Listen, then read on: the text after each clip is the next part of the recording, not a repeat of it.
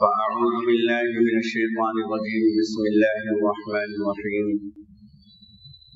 لا يكلف الله نفسا إلا وسعها لها ما كسبت وعليها ما اكتسبت صدق الله العلي العظيم. محترم بزرگوں اور نوجوان دینی اور بھائیوں، سب سے پہلی بات تو یہ ہے کہ ہمارے محترم قاری محمد ارشد صاحب نے جو تعارف کرایا تو بعض حضرات کو یہ تعجب رہا ہوگا کہ ان کی داڑھی سفید ہے اور استاد صاحب اتنی عمر کے نظر نہیں آ رہے ہیں، یہ معاملہ اور ماجرا کیا ہے؟ استاد صاحب اکثر و بیشتر زیادہ عمر کے ہوتے ہیں، شاگرد چھوٹی عمر کے ہوتے ہیں، لیکن ظاہری طور سے یہاں معاملہ بالکل برعکس اور الٹا ہے کہ یہی میرے استاد نظر آ رہے ہیں اور صحیح بات ہے کہ استاد ہی ہیں ماشاءاللہ. تو ان کی اور میری عمر میں کوئی زیادہ فرق نہیں. بعض مرتبہ ایسا بھی ہوتا ہے کہ اپنے سے بڑی عمر کو بھی پڑھاتا ہے آدمی. جس وقت میں نے پڑھانا شروع کیا اس وقت میری عمر کل 19 سال تھی. 19 سال کی عمر میں پڑھانا شروع کیا تو میرے سامنے پڑھنے والے جو طلبا تھے وہ 24 25 سال کی عمر کے تھے اس زمانے میں. ایک مرتبہ ایک مولانا، ایک عالم دین سفید داڑھی، وہ میرے پاس بلاسپور جہاں میں رہتا ہوں وہاں آئے. میں نے کھڑے ہو کر کے ان سے مصافحہ کیا. اس کے بعد میں نے ان سے کہا کہ ادھر تشریف رکھے. وہ میرے سامنے بیٹھنے لگے. میں نے ان سے کہا کہ نہیں، آپ عالم دین ہیں، بڑی عمر کے ہیں، آپ برابر میں چادر بچھی رہتی ہے، اس میں مہمان اور خاص طور سے علماء کرام تشریف رکھتے ہیں. میں نے ان سے کہا کہ آپ برابر میں تشریف رکھیے. وہ کہنے لگے کہ جی بس میں یہیں بیٹھ جاؤں گا. جب میں نے زیادہ اصرار کیا تو وہ کہنے لگے کہ جی میں تو آپ کا شاگرد ہوں. تو مجھے بڑا عجیب محسوس ہوا، اس لیے کہ بالکل سفید داڑھی اور بظاہر بڑے عالم دین معلوم ہو رہے. جب انہوں نے مجھ سے یوں کہا کہ میں آپ کا شاگرد ہوں، میں نے ان سے پوچھا کہ کیا نام ہے آپ کا؟ تو انہوں نے بتایا کہ میرا نام محمد اصغر نونفی، فلاں جماعت میں پڑھتا تھا، میں نے فلاں کتاب آپ سے پڑھی تو مجھے یاد آ گیا. تو بعض اوقات یہ سلسلہ ہوتا ہے کہ شاگرد کی عمر یا تو زیادہ ہوتی ہے یا شاگرد وقت سے پہلے اس کے بال سفید ہو جاتے ہیں. اور اس سے بھی آگے کی بات یہ ہے کہ اگر شاگرد اپنے استاد کا تذکرہ اس طریقے سے کر رہا کہ میرے استاد ہیں تو یہ اس شاگرد کی سعادت مندی اور نیک بختی کی بات ہے. ورنہ اکثر و بیشتر استاد ہی تعارف کراتا ہے کہ یہ میرے شاگرد ہیں، شاگرد نہیں کہتا کہ یہ میرے استاد ہیں. ہمارے حضرت مفتی مہربان صاحب رحمۃ اللہ علیہ کے بارے میں ہم نے دیکھا کہ ایک صاحب نے کہا کہ وہ جو بنگلور میں مفتی شعیب اللہ صاحب وہ آپ کے شاگرد ہیں. حضرت نے فرمایا کہ نہیں بھائی اب کون شاگرد، اب تو سب استاد بنے ہوئے ہیں. تو انہوں نے کہا کہ وہ تو بار بار ذکر کرتے ہیں کہ میں ان کا شاگرد ہوں، وہ میرے استاد ہیں. تو حضرت نے فرمایا کہ یہ ان کی سعادت مندی اور نیک بختی کی بات ہے کہ وہ خود کو شاگرد سمجھ رہے ہیں.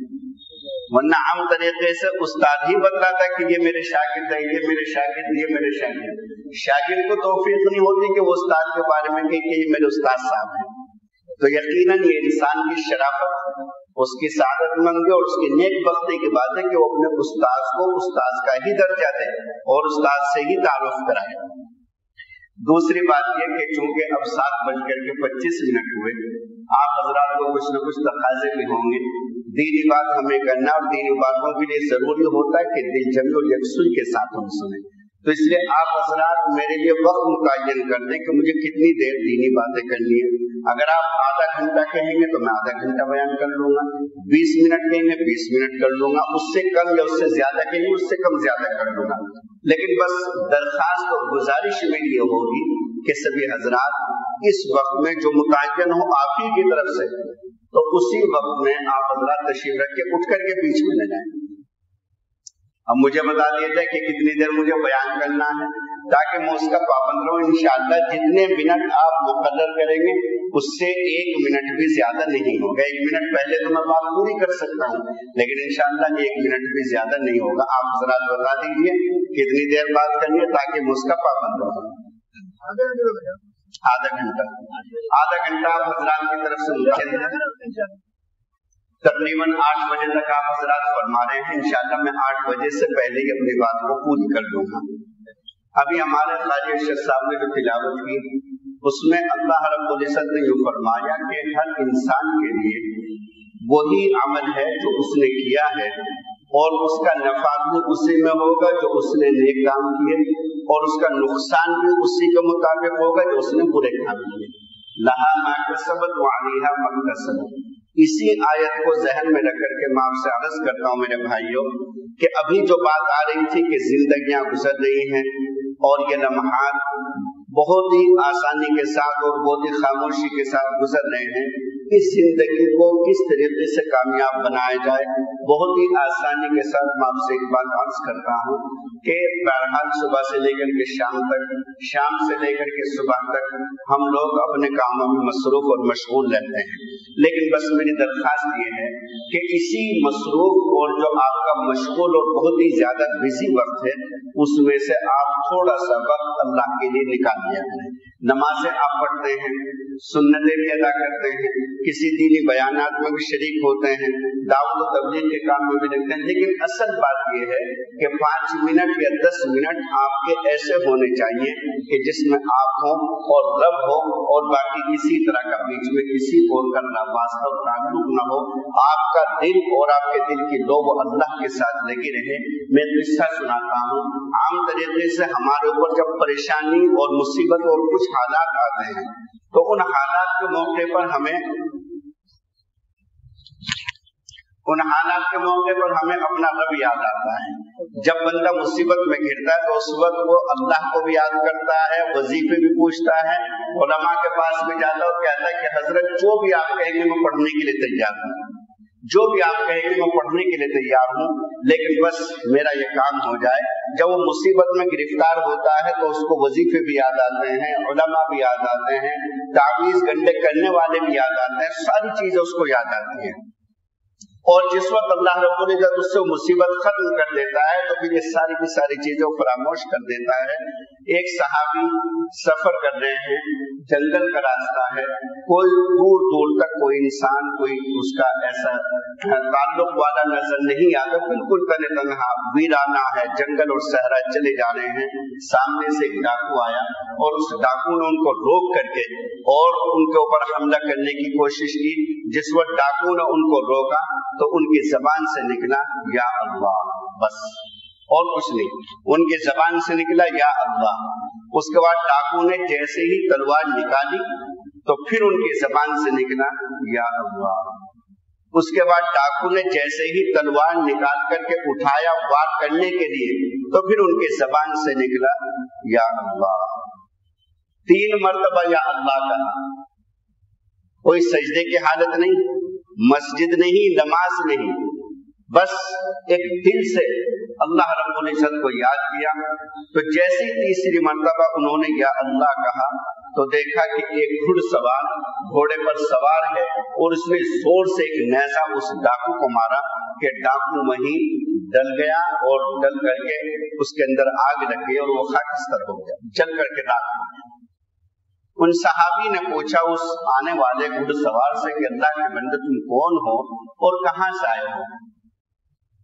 اس آنے والے نے کہا کہ میں 4تھے آسمان کا فرشتہ ہوں اور تمہاری مدد کے لیے آیا ہوں.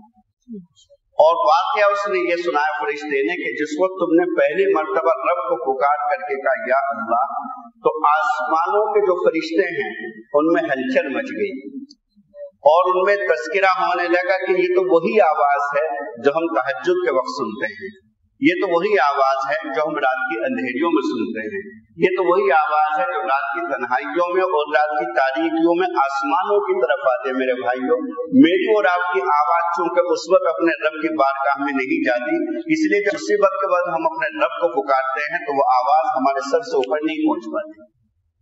اللہ کی قسم کھا کر کے کہتا ہوں کہ اگر یہ آواز روزانہ تنہائیوں میں اور رات کی اندھیریوں میں رب کو پکار کر کے اور جھولی پھیلا کر کے اس وقت جس وقت تمہیں اور مجھے اللہ نے نوازا ہے اور جس وقت اللہ رب العزت نے دولت کی فراوانی کی ہے اور خزانوں کے اللہ رب العزت نے دہانے کھول دیے اور کاروبار کے اندر اللہ نے خوب ترقی دی اور خوب برکت دی، اس موقع پر اگر تم رو گے اور اس موقع پر تم رب کو پکارو گے تو جب تمہارا ٹوٹا نقصان آئے گا، کاروبار کے اندر پریشانیاں آئیں گی، जाएंगी। उस मौके पर जब रब को पुकारा जाएगा तो रब हमारी उस वक्त की फरियाद को जरूर सुनेगा।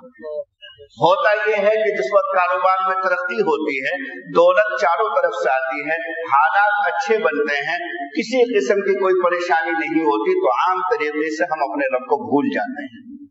और फिर जब मुसीबत आती है तो फिर हमें रब भी याद आता है, उलमा भी याद आते हैं, बुजुर्गान दीन भी याद आते हैं, और तावीज़ात और वजीफे भी याद आते हैं।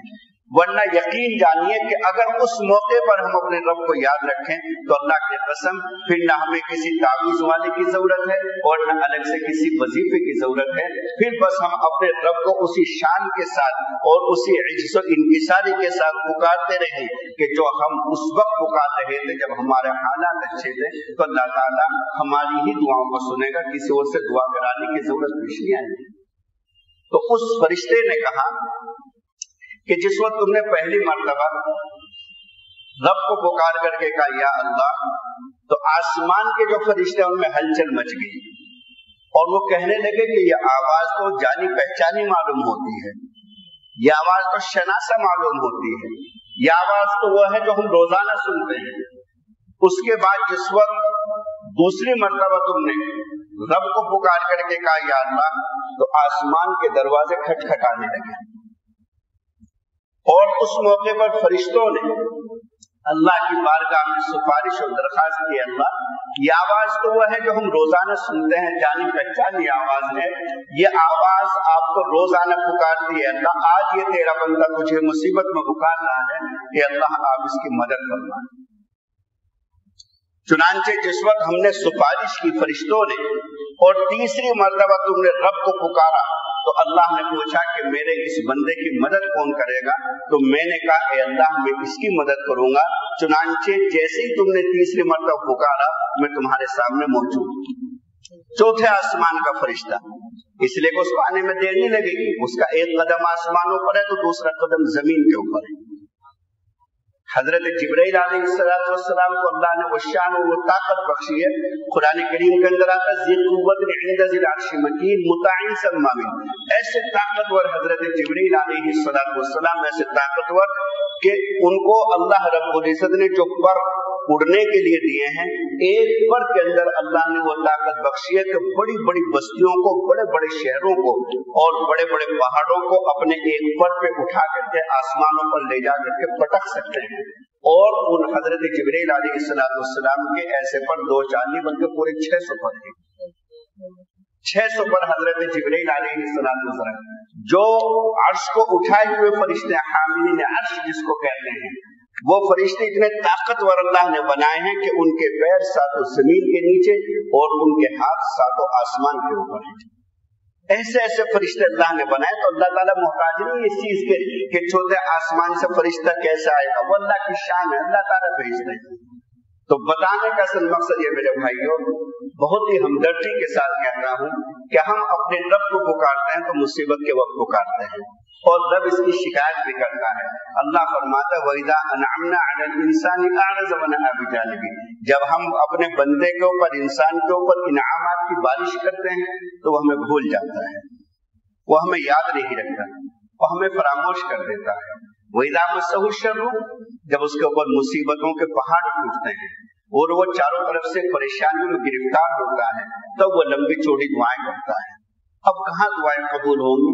दुआ उस वक्त करनी थी जिस वक्त अल्लाह रब्बुल इज्जत ने तुझे फरावानी से नवाजा था। तेरी खूबी की बात ये थी उस वक्त दुआ करता तो आज मुसीबत में तेरी दुआओं को सुना जाता। तो इसलिए मेरे भाइयों, मेरे अर्ज करने का मकसद ये है कि अपने जो 24 घंटे हैं उसमें जो हमारी नमाजों के औकात हैं और हम नमाज अदा करते हैं वो अपनी जगह हैं, लेकिन कम अज कम चंद मिनट ऐसे निकाले जाएं कि अपने रब के सामने दिल से अल्लाह रब्बुल इज्जत के सामने रोया जाए।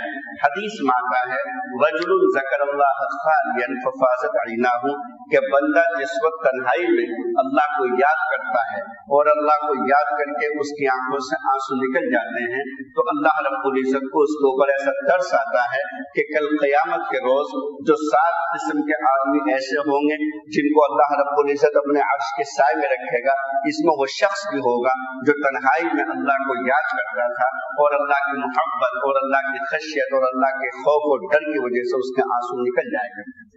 रजुलुन ज़करल्लाह खालियन फफाज़त अयनाहु, तो मेरे भाई को कुछ न कुछ देर इसमें लगाई जाए। एक बात तो मुझे ये अर्ज करनी है।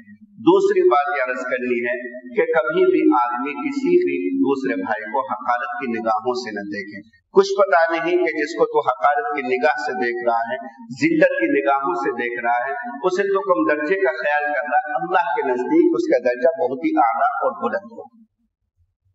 एक बहुत बड़े बुजुर्ग गुजरे हैं, हजरत ज़ुन्नून मिस्री रहमतुल्लाह अलैह, बहुत बड़े आलिम भी थे और बुजुर्ग भी थे, ज़ुन्नून मिस्री रहमतुल्लाह अलैह।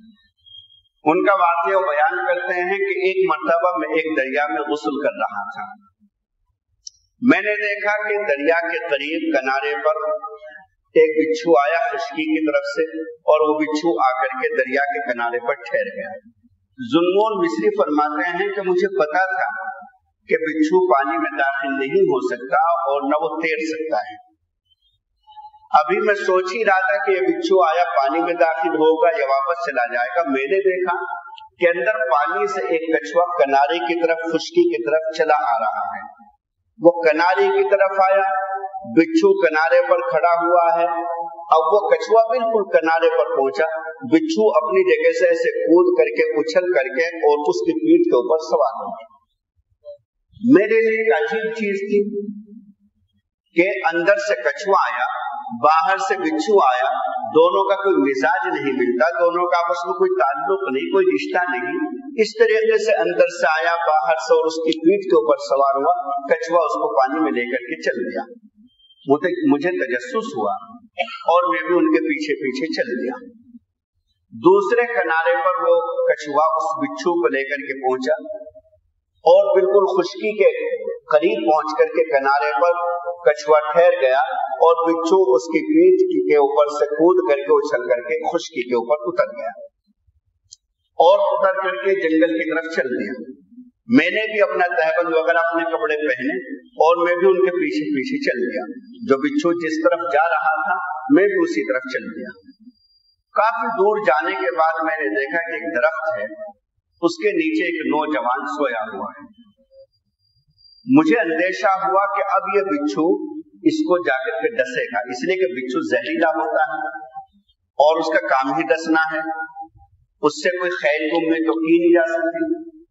अभी मैं सोच ही रहा था कि मैं क्या तदबीर इख्तियार करूं, किस तरीके से बिच्छू को मारूं, किस तरीके से इसको भगाऊं। मैंने देखा कि दूसरी तरफ से एक बहुत ही जबरदस्त बड़ा एक सांप नाग चला आ रहा है उस नौजवान की तरफ। इधर से बिच्छू जा रहा है, उधर से सांप आ रहा है, ये नौजवान सोया हुआ है। मुझे हैरत हुई कि इनमें से ये डसेगा या ये डसेगा या दोनों डसेंगे, कुछ समझ में नहीं आ रहा कि मैं क्या करूं। अभी मैं खड़ा हुआ सोच ही रहा था, मैंने देखा कि वो नाग इस तरीके से आकर के उस नौजवान के चेहरे के करीब खड़ा हुआ और उसने जैसे डसने की कोशिश की उस नौजवान को, वो बिच्छू अपनी जगह से उछला और उछल करके उस नाग के मुंह को ऐसे पकड़ा और ऐसे दबाया कि उसके अंदर पूरा अपना जहर मुंतकिल कर दिया और वो नाग मर गया और बिच्छू वापस। अल्लाह की शान है, अल्लाह रब्बुल इज्जत जब चाहे तो एक छोटे से जानवर के अंदर जहरी जहर भर दे और अल्लाह चाहे तो बड़े जहरीले जानवर को एक छोटे से जानवर के जरिए मरवा दे। ये अल्लाह की शान है। चुनांचे थोड़ी देर के बाद मैंने देखा कि वो नाग तड़प तड़प करके मर गया और वो बिच्छू वहां से उस नाग को छोड़ करके वापस वहीं आना शुरू हुआ, उसी किनारे के ऊपर जहां से कछुए ने उसको छोड़ा। मैंने देखा कि कछुआ उसका मुंतजिर है, उसका इंतजार कर रहा है। अब वो किनारे पर पहुंचा तो कछुए की पीठ के ऊपर फिर इसी तरीके से सवार हुआ। कछुआ उसको लेकर के चला दरिया के अंदर और उसी किनारे पर ले जाकर के बिच्छू को उतार के जिस किनारे से उसको सवार करके चला गया। अब मुझे ख्याल पैदा हुआ कि ये नौजवान कोई अल्लाह का बहुत ही बरगुज़ीदा और अल्लाह का सालेह और नेक बंदा है, जो अल्लाह ने इस कदर इंतजाम किया कि दरियाई जानवर को भेजा एक कश्ती बनाकर और एक खुश्की के जानवर को भेजा मुहाफिज बनाकर, और वैसे भी जहरीले जानवर को मुहाफिज बनाकर के अल्लाह ही भेजने वाले हैं।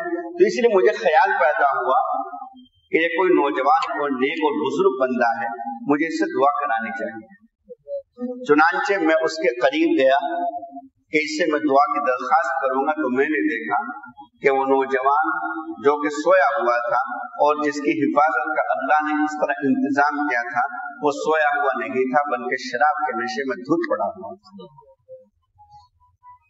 तो मुझे बड़ा अफसोस हुआ और मैंने उसको जगाया और जगा करके मैंने कहा कि अल्लाह के बंदे, तू तो शराब के नशे में धुत होकर के अपने रब को भूल करके, और तू तो धुत पड़ा हुआ है, तुझे कुछ खबर नहीं, और तेरा रब तेरी इस तरीके से हिफाजत कर रहा है। वो पूरा वाकया मैंने उसके सामने बयान किया।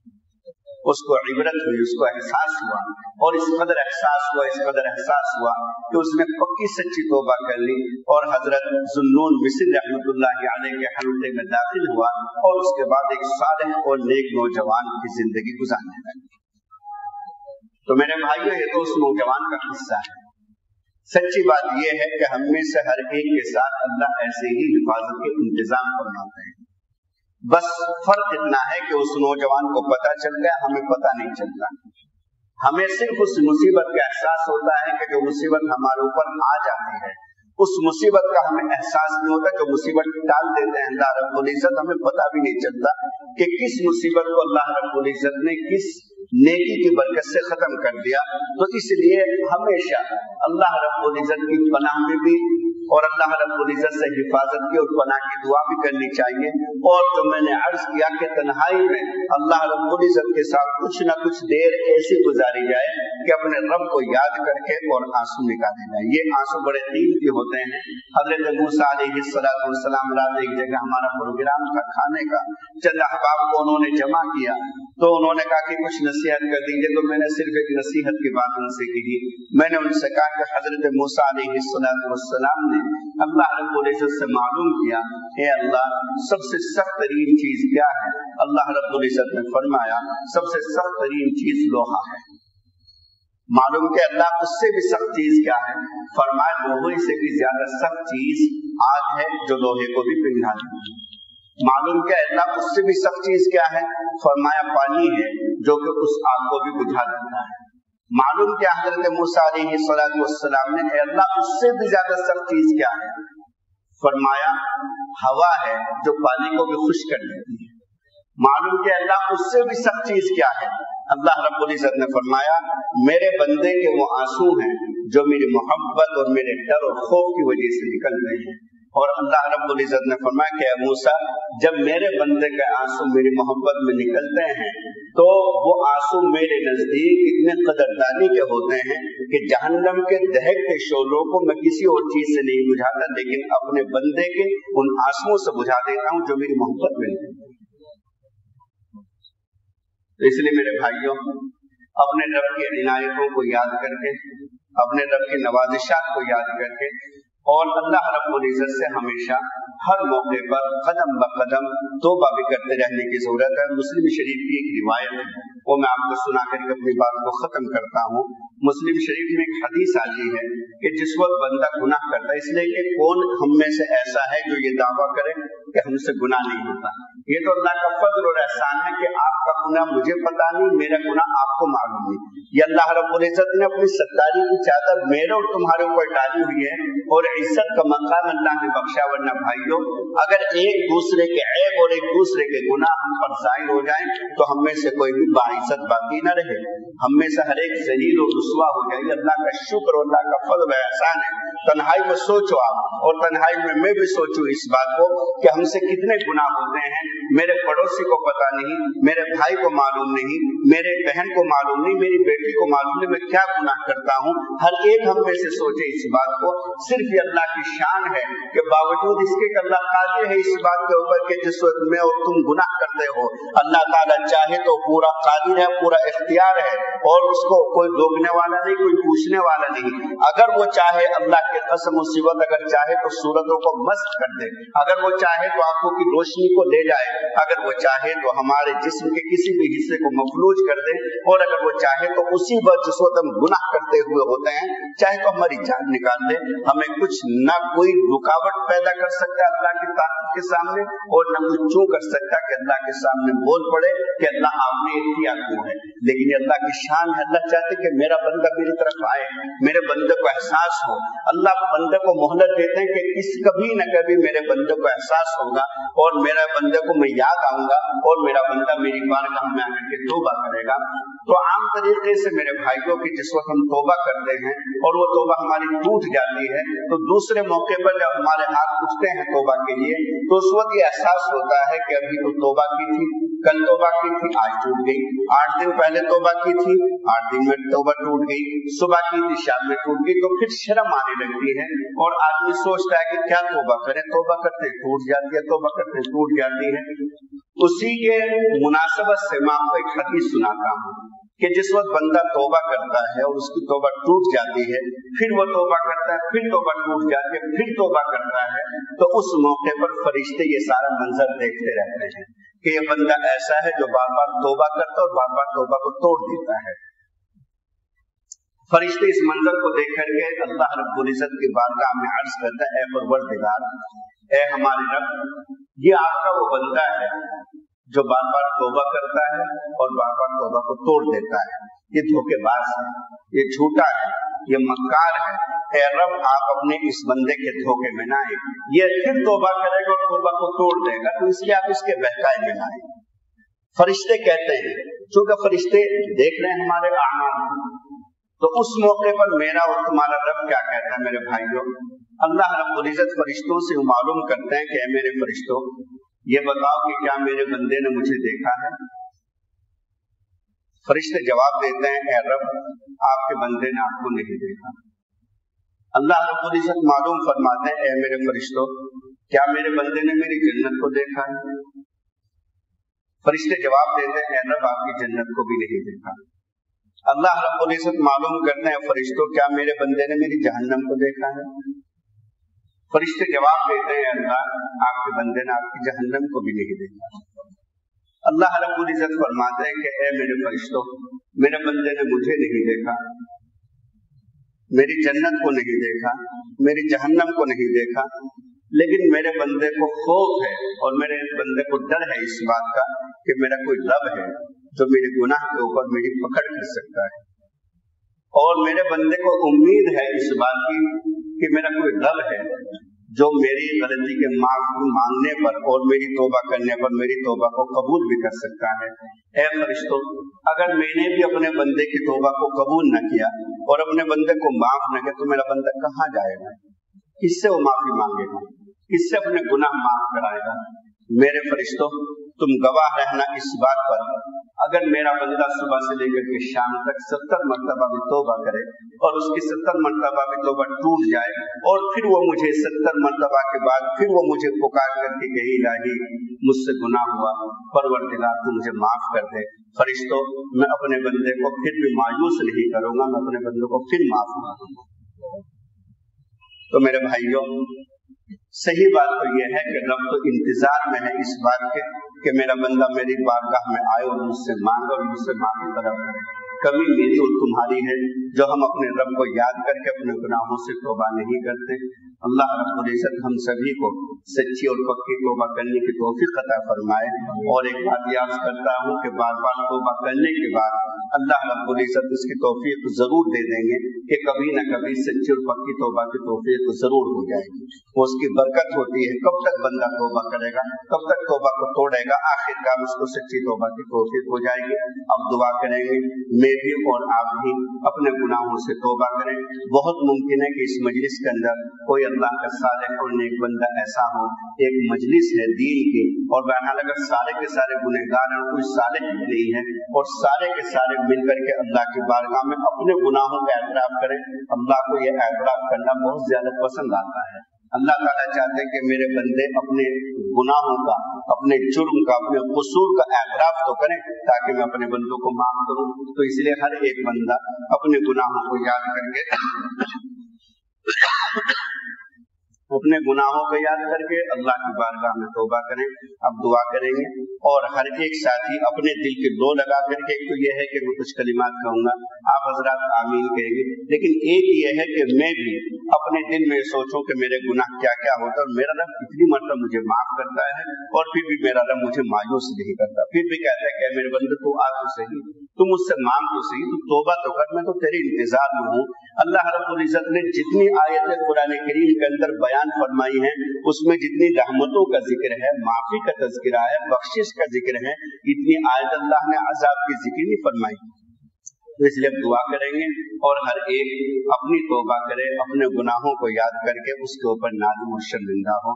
व आखिर दावाना अनिल हम्दुलिल्लाहि रब्बिल आलमीन।